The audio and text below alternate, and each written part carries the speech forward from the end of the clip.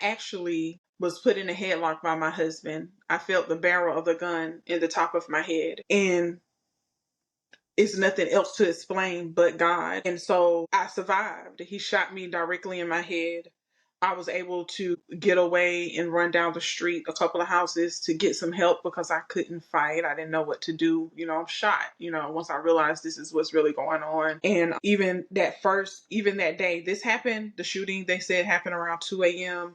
Maybe I got at the hospital, maybe around 3 or 3 o'clock. I'm not sure what the time. And so that day, my family had came to the hospital and they were all there.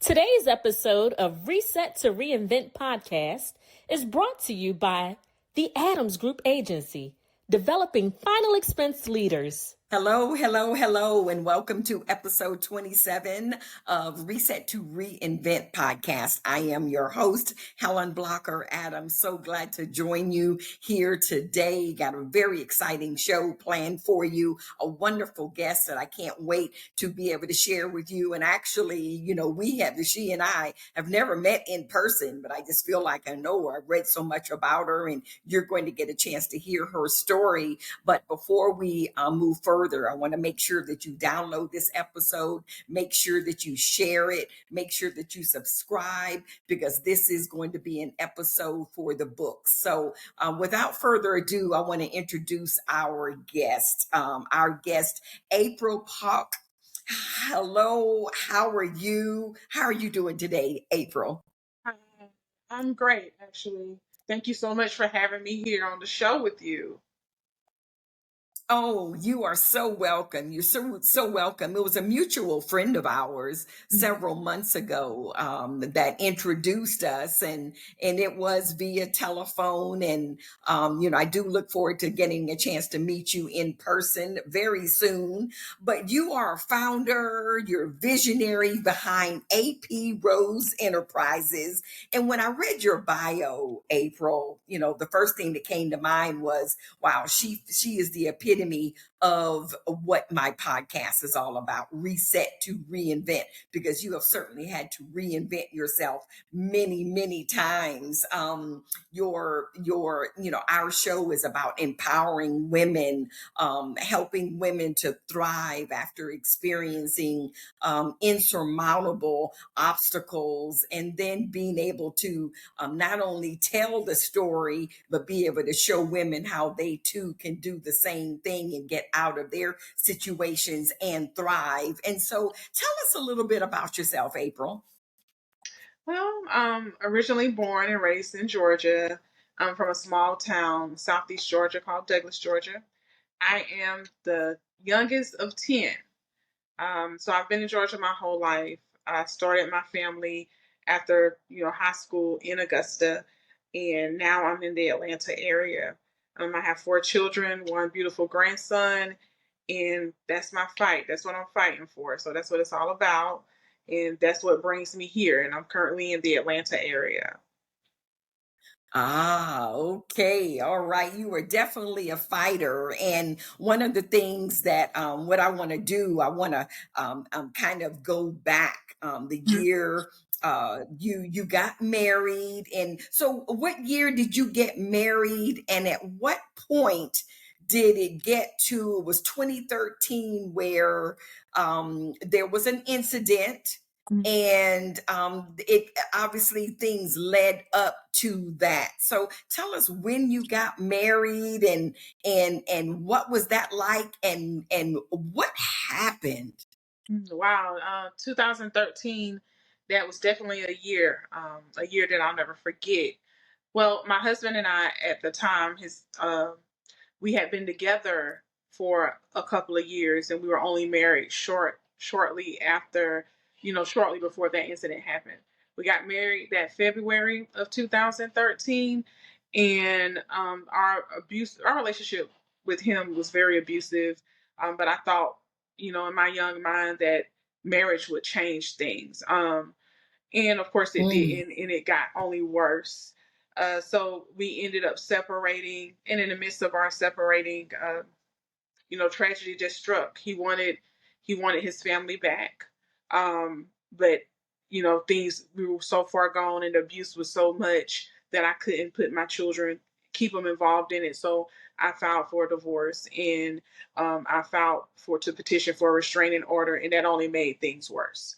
And once that happened, that Sunday morning, July 21st, 2013, he broke in our home. He was no longer there. He had moved out. He broke in the home that me and my children were staying in, and ultimately he shot me in my head at point blank range, and he ended up Mm. killing my sister and her husband before driving to a nearby city, Thompson, Georgia, to his father's house and taking his own life. So that was that year, and within that week, I went to 3 funerals. I actually even worked with his father on burying him. Um, so we planned his funeral. I went to his funeral.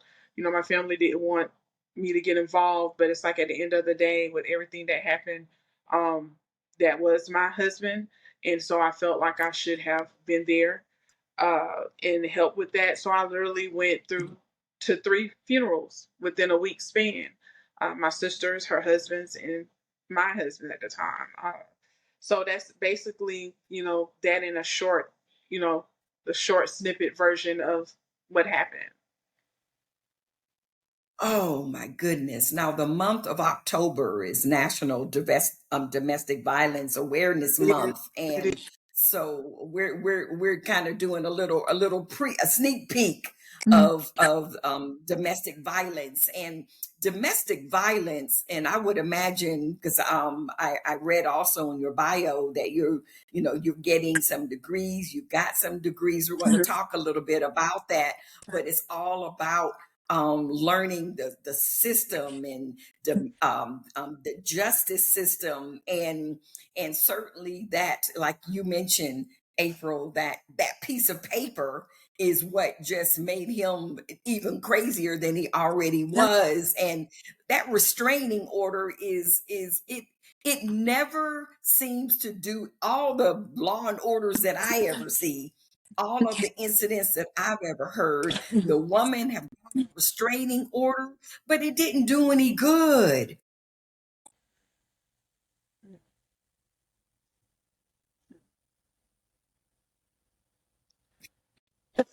And so in 2013, that had to have been, I mean, when you think now to 2025, that had to have been the worst year of your life. Now, you said it was your sister, and you were, you're the youngest of 10 children. So that wasn't your only sister, but apparently you two were very close, I would imagine. Yes, we were only 2 years apart in age. Her name is Brandy Elizabeth, and so yeah, we were only 2 years apart. And as you were talking about that incident, April, I think I remember that. I don't remember what happened here in Augusta, but I do recall about someone driving to Thompson and dying by suicide. I believe that is the part that made me remember, you know what? I do remember that. And you said it was in 2013. So, okay, so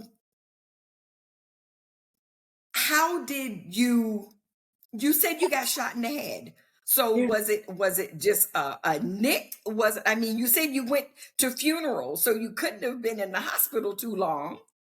Yeah, God is amazing.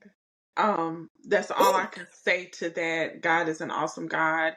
I actually was put in a headlock by my husband. I felt the barrel of the gun in the top of my head. Um, and it's nothing else to explain but God. And so I survived. He shot me directly in my head.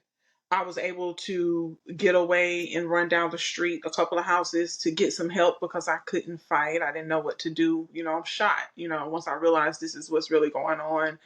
And Yeah. even that day, this happened, the shooting, they said happened around 2 a.m. Maybe I got at the hospital, maybe around 3 or, 3 o'clock. I'm not sure at the time. And so that Mhm. day, my family had came to the hospital and they were all there. They had came in. And so maybe around 10:30, 11:30 or something that morning, the doctor came in with a clipboard and he looked up and he said, "Oh, I got the wrong room." And my family were like, "Well, who are you looking for?" He was like, "Well, I was looking for the GSW victim."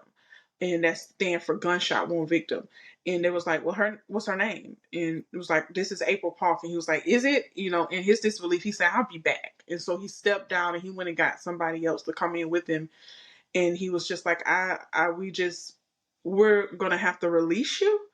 And my family just went kind of ballistic, like, "Release her? What do you mean?" And he was just like, "It's nothing wrong." Um, I wasn't hooked up to anything but a blood pressure monitor. So there was like, it's Mm. nothing wrong. We have to release you. And my family was like, "No, she just got shot." So they were upset. And so they said they'll be back. And they came back and they said, because her blood sugar is high, we can hold her. We can hold her for another day. And so that's the only reason I stayed that entire day. But they literally were trying to kick me out the hospital. They didn't see any reason to keep me. But the end result of that was the bullet had embedded in my scalp. It shattered. And he shot me first and it embedded in my scalp, and it didn't go through the skull. And so all I can say is nothing but God. However, he did shoot my sister from a distance, and she died, and her husband died as well.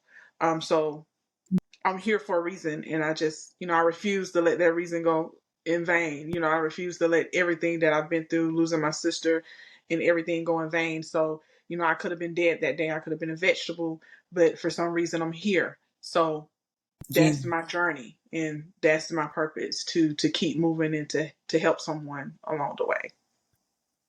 And so, would you say that for someone who's gone through a trauma, maybe not as traumatic as that, the notion that, hey, look, you know what, God has spared me for a reason.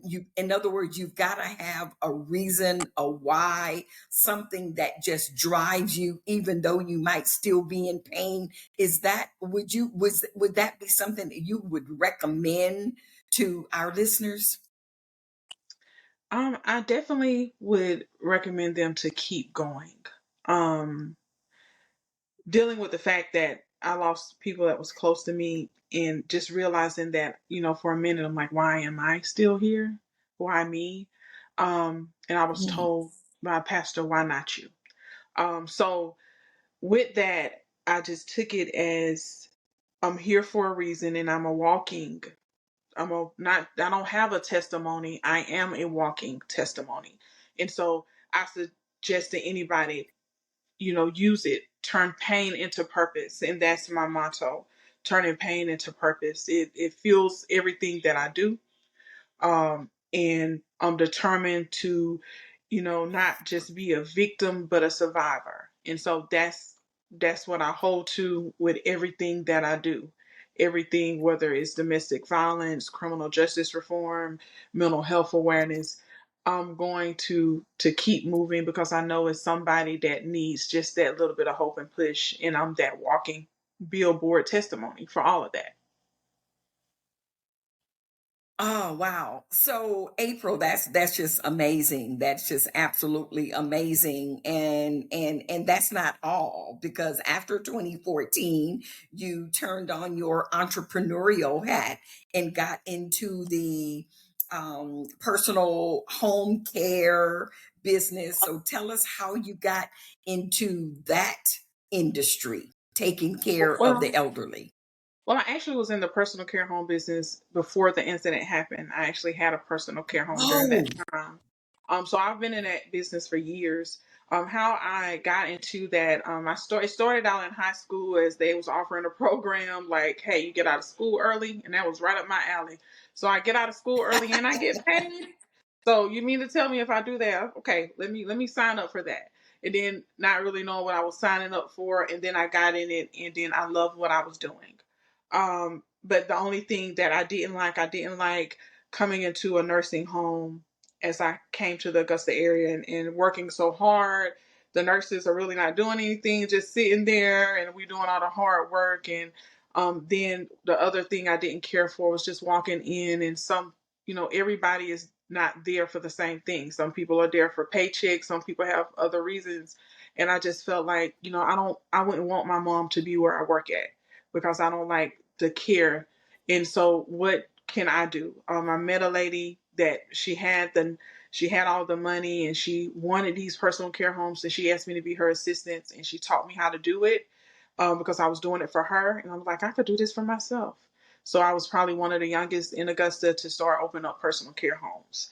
And that's what I did. And I got into it because I wanted to have a better environment. I wanted it to smell great when you walk in. I wanted people to feel loved and at home when they had Yeah. visitors and the care. So I felt like I could do that. And so, it started out as just a early dismissal from school, and then it turned into a career. I was a CNA for years, and I was doing that. And that's how I got into the personal care home business.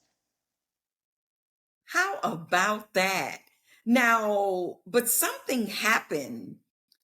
There was an unjust charge, and you end up being incarcerated for years in the industry that you loved so dearly, that you were so Yes. passionate about. Uh, oh my goodness. Yeah, definitely a turn of events. So I had relocated to the Conyers area, and I still had one personal care home. I was actually in the process of trying to sell it, but I was getting my children and everything set up here for our new ventures. And one of my clients got hurt. I wasn't there because I was here. I was actually in court with my son when went to the car and got that call that he had got hurt and he passed. And so, as the owner, um, I was held responsible for what happened. Um, Augusta came after me hard, even the news articles, and it's just like, and it's like, even I'm like, people know me, this is not true, but I learned how the media turn things around, the way Mm. the DA's office, they wanted to win political, it was political season, the wrong season. And I became that Oh, poster child, and I was treated as if I really purposely hurt someone, that I was treating people wrong. And I love my clients. I love them. I would do anything for them. Even when they tried to do their investigation and say it was a money thing, it wasn't even adding up to them because all the stuff that I was putting more money in than what I was making, because I was making sure that they felt like a person and not a client. I didn't want to walk around with scrubs on with them. My kids looked at them and it's like, oh, that's my auntie, that's my grandma, that's my uncle, because it was a family thing. And so I really loved my right. clients. And when that happened, it was devastating, but it was devastating for me to grip the situation.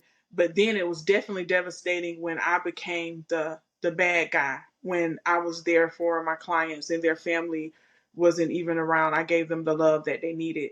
And so I tried to process it. It's like, why is this happening? Why is this happening to me? This is not fair. I've never been in any trouble. Not saying that Mm. I was the best business person because I was still learning, but I never would Sure. hurt anyone. I would never hurt anyone, and I cared about them. So it was basically, why? Why is this? I don't, everything that happened, why this now? And so when I got that call saying, and this actually happened 6 months later, after the incident with my client, when I get that Hmm. call from Augusta, like, you're on the news. I'm like, I'm on the news. What do you mean? They're saying that you're wanted. I'm like, wanted for what? And then so when I look it up, I'm like, oh my God, like, I'm wanted. So I'm What? calling the lawyer. Like, they say that I'm wanted and I have a 12 count indictment. And so, I've never been in trouble before. So a 12 count indictment sounds really, really bad. So like, I'm asking the Yeah. lawyer, what does that mean? And so the lawyer's just like, well, just calm down, because it's already indicted, you won't get a bond right away. You're going to have to sit. So I'm prepared. I'm like, well, what do I do? He's like, well, just get your affairs in order and then we'll go turn yourself in. But the crazy thing about that is 2 weeks prior, me and my children had gotten in a horrible car accident in Snellville, Georgia. I was taking them to school and a city truck ran the red light, and once they ran that red light, I was keep from hitting them head on. They T-boned us, and all I could see was just like looking in that background in the back seat, like, Lord, don't take my children. What you want me to do, I'll do anything. And um, that's when the car stopped, and so we were actually going through therapy when I got the call saying that, hey, you're wanted, you're on the news, you're a whole fugitive right now. And so I turned myself in 2 weeks later after I got things in order with my children and everything, and I never left. Um, I didn't have any background. I didn't have anything, but they said I was a flight risk because of the people I knew, and I was like, so I'm a flight risk for being tied to society. I thought it was supposed to be the other way around. I couldn't get a bond. My family, my children were devastated. I stayed in county for 13 months. I stayed there for 13 months. And then the judge had came and, probably at the 11th, 12th month mark. And he was like, if y'all are not going to bring this to trial, we're going to have to release her. And so once he said that, they came up with something else. And they said that, hey, the next thing you know, I'm in the paper again. They love putting me in that paper. And so it's like, they said I had food stamp fraud. And I'm like, what? So they said that I had food stamp fraud. For when my kid's dad passed, I didn't report his social security. And I'm like, that's not true because it's automatic. It automatically is reported when, so it was a Right. lot of things. They were coming after me because they wanted me one way or the other. However, I couldn't understand that. And so my sister was my motivation through that. And she's just like, this is spiritual. So we got to just get through it. And so that was a time that tore my family apart. We already suffered the tragedy of losing my sister. And right before we lost my sister Brandy, I had a sister that passed in that February. So at the time my dad had came to that hospital, they weren't sure of my fate. He was in his mind, he's thinking that I've lost one daughter 6 months ago and I'm going to lose two more. He actually thought he was losing us both. He wasn't sure what was going on.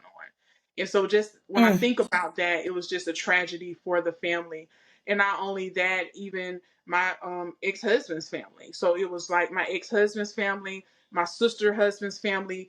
At that point, Satan had came to kill, steal, and destroy, and he was tearing through our families like it was nothing. So that's all the things that was going on. So I did 13 months in county. I was sent to prison, and I did a total of 5 years incarceration. I did a total of 5 years. 5 years. 5 years. April, so when were you arrested? What year was I that? turned myself in, I believe, February the 6th. I want to say 2018. 2018. So, so 5 years after the devastation of losing your sister, your brother-in-law, your ex, and you being shot and miraculously survived, and God brought you out of that. And then fast forward, you're having a successful personal care homes in Augusta, and things were starting to kind of look up for you in terms of mentally, emotionally, all of that. And then boom, you get this phone call out of the Reset to Reinvent podcast. We are living in uncertain times. Job security is becoming more elusive. People are losing their jobs. Companies are closing. But wait, have you ever considered a career as an insurance agent? Just a thought. Our much talked about ebook, 8 Reasons to Become a Life Insurance Agent, can help you decide if it's for you or not. Order your copy today. Visit our website, Reset to Reinvent, and click on the Reinvent store. Who knows? It may be the best decision you've made in a long time.